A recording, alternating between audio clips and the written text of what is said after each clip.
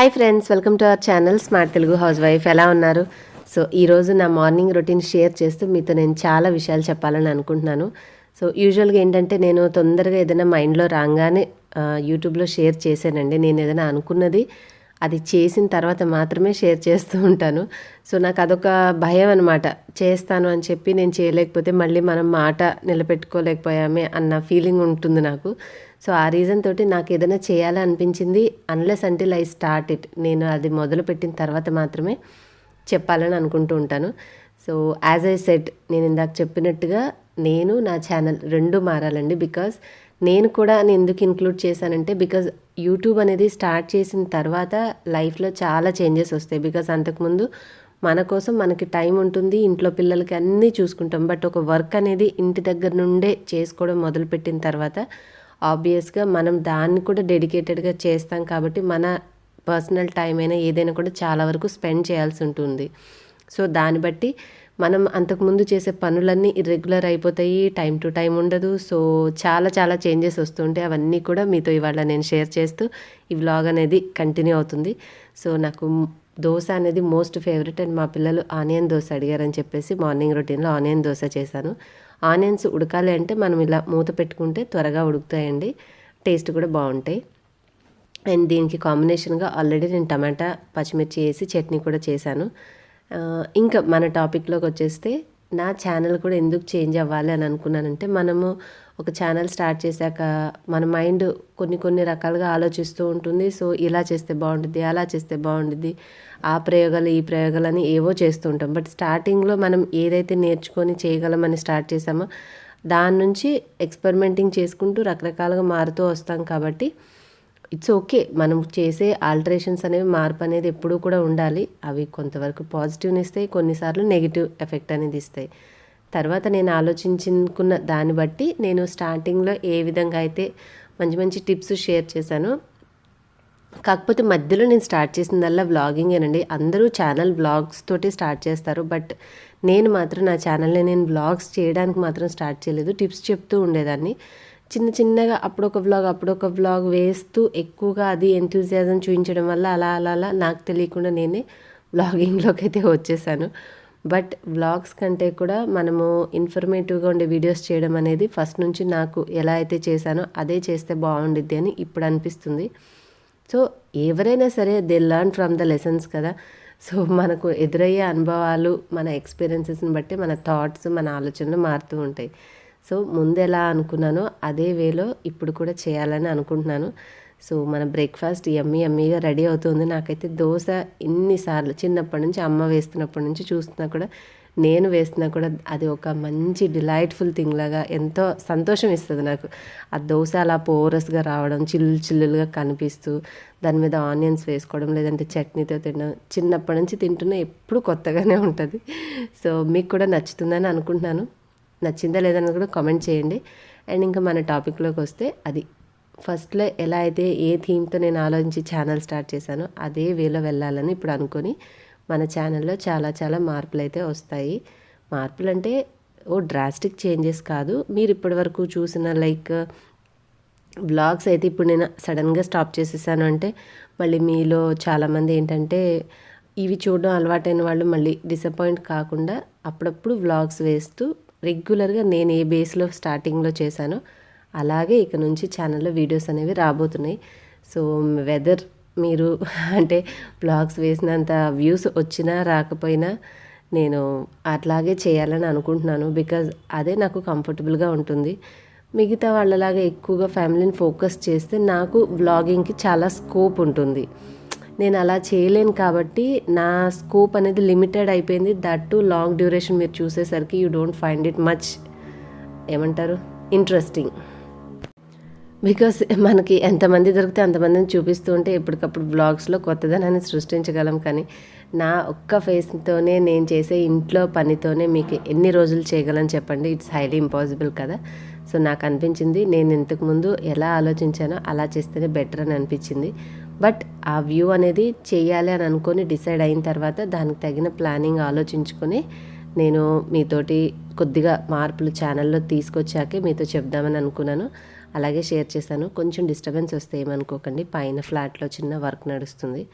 And morning breakfast చేసిన తర్వాత పిల్లలైతే టీవీ చూస్తూ తింటారు కాబట్టి ఇక నేను కూడా వాళ్ళతో పాటే కూర్చొనేసి తింటున్నాను. అండ్ ఇంకొక గ్రేట్ మార్పు నాలో ఏమొచ్చిందంటే, ఇంతకుముందు లెగవంగానే వెంటనే రెడీ అయితే అయ్యేదాన్ని కాదు, ఇంట్లో పనికి ముందు ప్రిఫరెన్స్ ఇచ్చేదాన్ని. బట్ ఇక నుంచి అలా కాదు, ఫస్ట్ మైసెల్ఫ్ నేను కూడా పొద్దున్నే లేచేసి అన్ని పనులు టకటకా చేసేసుకోవాలి, పెండింగ్ పెట్టకూడదని అనుకుంటున్నాను. సో అర్లీ మార్నింగ్ లెగవాలి, ఇక అర్లీ మార్నింగ్ రొటీన్ స్టార్ట్ చేసుకోవాలని కూడా థింక్ చేస్తున్నాను.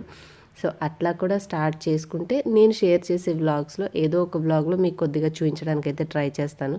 బికాస్ పొద్దున్నే నిద్రముఖాలతో మనము ప్రతిరోజు కెమెరాలు హ్యాండిల్ చేయలేం కదా. So I try my best, నేను చేయగలిగినంత వరకు అయితే షూట్ చేస్తూ ఉంటాను. సో దట్ మీకు కూడా మోటివేషన్గా ఉంటుంది. అంటే తను మార్నింగ్ లెగుస్తుంది, చక్కగా ఇంటి పనులు చేసుకుంటుంది అలాగా.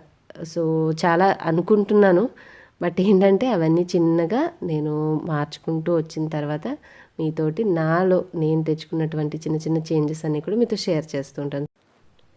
ఎందుకు ఇంతలా చెప్పాల్సి వస్తుందంటే, బికాజ్ ఇప్పుడు మనమేమి ఎవరిని టైం టు టైం ఆఫీస్కో, స్కూల్స్కో, కాలేజెస్కో పంపాల్సిన అవసరం లేదు. సో లైఫ్ ఎట్లా అయిపోయిందంటే ఒక ఇర్రెగ్యులర్గా అయిపోయింది. మనం ఏ టైంకి తిన్నా పర్వాలేదు, ఏ టైంకి లేచినా పర్వాలేదు అన్నట్టుగా అయిపోవడం వల్ల లిటిల్ డిస్టర్బింగ్గా ఉంది. స్టార్టింగ్లో పర్వాలేదు అనిపించింది, కానీ నాకు ఈ లైఫ్ స్టైల్ అనేది నచ్చలేదు.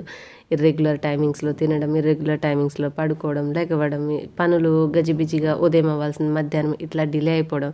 ప్లస్ నాకున్న వర్క్ తోటి ఒక్కొక్కరోజు అవి మరీ డిలే అవ్వడం, ఎందుకంటే వర్క్ కూడా చూసుకోవాలి కదా.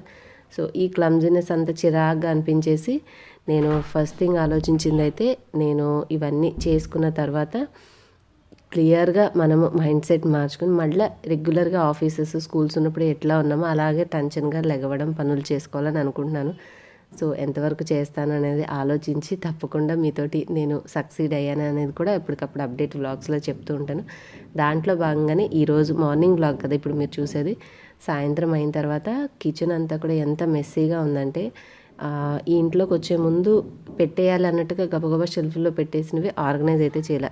ఎక్కడ దొరికినా అక్కడ తీసామా, వాడుకున్నామా, అందులో కనపడకుండా పెట్టేసామా, అది చూసి చూసి హెడేక్ వచ్చేసి ఈరోజు అంతా కూడా కలిసి జాగ్రత్తగా కూర్చొని సాయంత్రం ఒక ముద్ద కడుపులో పడేసిన తర్వాత అంతా ఆర్గనైజ్ చేశాను. ఆ క్లీనింగ్ రొటీన్ అనేది నెక్స్ట్ వ్లాగ్లో మీతో షేర్ చేస్తాను. అండ్ ఆఫ్టర్నూన్ కర్రీ ఏం లేకపోతే జస్ట్ ఒక పొటాటోతోటి, ఎప్పుడూ ఉల్లిపాయతోటి ఎందుకు చేయాలి, పొటాటోతో చేస్తే టేస్ట్ బాగుంటుందా లేదా అని చెప్పేసి మనం తురిమినట్టుగా చేసి దాంట్లో కొద్దిగా జ్యూస్ అనేది పిండేసానండి. పిండేసిన జ్యూస్ ఏం చేశానంటే డీప్ ఫ్రిడ్జ్లో పెట్టుకున్నాను, ఫేస్ ప్యాక్ ఉపయోగపడుతుంది కదా అని.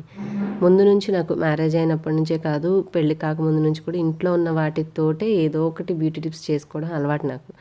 సో అది తడిగా ఉంటే ఎక్కువసేపు పడుతుంది. సో అలా కాకుండా చక్కగా పిండేస్తే ఆ జ్యూస్ వచ్చేసింది, అది ఫేస్ ప్యాక్ వాడుకొని ఇక ఈ మిగిలిన ఈ తురుముని ఇట్లా ఫ్రై చేసుకొని తర్వాత ఎగ్ వేసేసి పొరుట్లాగా చేశాను.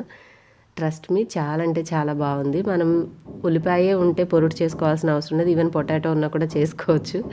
ఏదైనా కొత్తది చేసేటప్పుడు అయితే కొంచెం క్వాంటిటీయే చేస్తాను, ఎందుకంటే టేస్ట్ ఉన్నా లేకపోయినా వేస్ట్ అవ్వకుండా ఉంటుంది కదా అని చెప్పేసి సింగిల్గా ఒక ఎగ్, కొద్దిగా ఒక ఆలుతో చేశాను.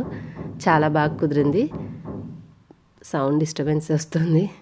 సో మీరు కూడా ట్రై చేయండి. ట్రై చేశాక నాతో కామెంట్స్లో మీకు కూడా ఎలా టేస్ట్ నచ్చిందా లేదనేది కూడా చెప్పండి. సో దట్ మిగతా వాళ్ళు కూడా అర్థమవుతుంది కదా నేను చెప్పే టిప్స్ అనేవి మీకు హెల్ప్ఫుల్ అవుతున్నాయో లేదో. సో అదండి, ఫైనల్గా అయితే ఛానల్లో ఇక నుంచి మీకు రెగ్యులర్గా పాత పద్ధతిలో నేను ఎలా టిప్స్ చెప్పానో అలా టిప్స్ వస్తూ ఉంటాయి. మనం కొత్తగా మొదలుపెట్టిన బ్లాగ్స్ కూడా మిస్ అవ్వకుండా బ్లాగ్స్ కూడా వస్తూ ఉంటాయి. At the same time routine కూడా లేజీ రొటీన్స్ కాకుండా ఇక నుంచి పర్ఫెక్ట్ రొటీన్స్, అంటే అన్నీ సిస్టమేటిక్గా చేసుకునే విధంగా నేను ఎలా వర్క్ చేసుకుంటూ ఉంటానో అవన్నీ కూడా ఇక నుంచి మీకు షేర్ చేస్తూ ఉంటాను. దాంట్లో భాగంగా ఇవాళ క్లీనింగ్ రొటీన్ చేసింది తర్వాత ఎడిట్ చేసి వేస్తానులేండి. సో ఆ కిచెన్ సర్దిన తర్వాత ఎంత ప్రశాంతంగా ఉందంటే, రోజు చిరాకు వచ్చేసేది, కనిపించకుండా లోపల ఉన్నా కూడా ఎక్కడ ఏది ఉందో, ఏ సరుకులు ఉన్నాయో. దట్టి కరోనా వచ్చిన తర్వాత రాగానే ప్యాకేజింగ్ అనేది ఫిల్ చేయకుండా ఉంచడం, కొంచెం వాడడం, క్లిప్పులు పెట్టడం, పక్కన పెట్టడం, ఇల్లంతా మెస్సీగా అయిపోయింది. తేగానే ఇంట్లో పెట్టుకోలేక పక్కన పెట్టి ఉంచడం, దాన్ని అలాగే వదిలేసేయడం, చేద్దాం అనుకుంటా. సో ఒక్కటి కాదండి బాబు, తలకాయ నొప్పి వచ్చేసింది నాకైతే ఈ కిచెన్ చూసి. మిగిలినవైతే షెల్ఫ్లు సర్దుకుంటే సరిపోద్ది. నెక్స్ట్ కిచెన్ అయిపోయిన తర్వాత నా బెడ్రూమ్ వార్డ్రోబ్ అన్నీ కూడా సర్దుకోవాలి.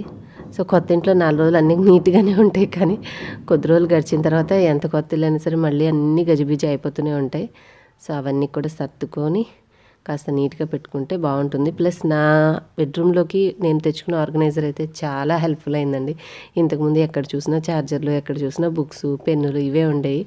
అదొక్కటి నా బెడ్ పక్కన పెట్టుకోవడం వల్ల అన్నీ ఆ డబ్బాల్లోకి వెళ్ళిపోయి చక్కగా నీట్గా కనిపిస్తూ, ఈవెన్ వీడియోస్ చేసుకున్నా కూడా ఆర్గనైజింగ్గా బాగా కనిపిస్తుంది. మీలో చాలామంది దాని లింక్ అడిగారు. సో కుదిరితే ఈసారి నేను హోమ్ టూర్ చేసేటప్పుడు మీకు షేర్ చేస్తానండి. అండ్ నిన్న ఒక మంచి స్కిన్ బ్రైటనింగ్ బీట్రూట్ సీరం తయారు చేశాను. కుదిరితే నేను వీడియో లింక్ డిస్క్రిప్షన్లో ఇస్తాను. అది చూసి మీరు కావాలంటే తయారు చేసుకోండి. ఏ స్కిన్ వాళ్ళైనా సరే నైట్ టైం అప్లై చేసేసుకొని మీరు పడుకుంటే స్కిన్ అనేది నిదానంగా మంచిగా హెల్ప్ఫుల్ అవుతుంది. మ్యాక్సిమం నేనైతే ఎప్పుడు హోమ్ మేడ్వి ఇలాంటివి ట్రై చేస్తూ ఉండడం వల్ల నా స్కిన్ ఇప్పటివరకు ఎటువంటి పార్లర్కి వెళ్ళి ఏమి చేయించుకోకపోయినా నేను మెయింటైన్ అయితే చేయగలుగుతున్నాను. సో ట్రస్ట్ మీ, ఏదో వీడియోస్ కోసం చేశానని కాదు, కొన్ని థింగ్స్ మనం ఇంట్లో ఇలాంటివి పాటిస్తేనే స్కిన్ అనేది మెయింటైన్ చేయగలుగుతాం. హోప్ మీకు ఇవాళ వ్లాగ్ నచ్చితే like, share, comment and subscribe for more videos. Thanks for watching. Bye bye.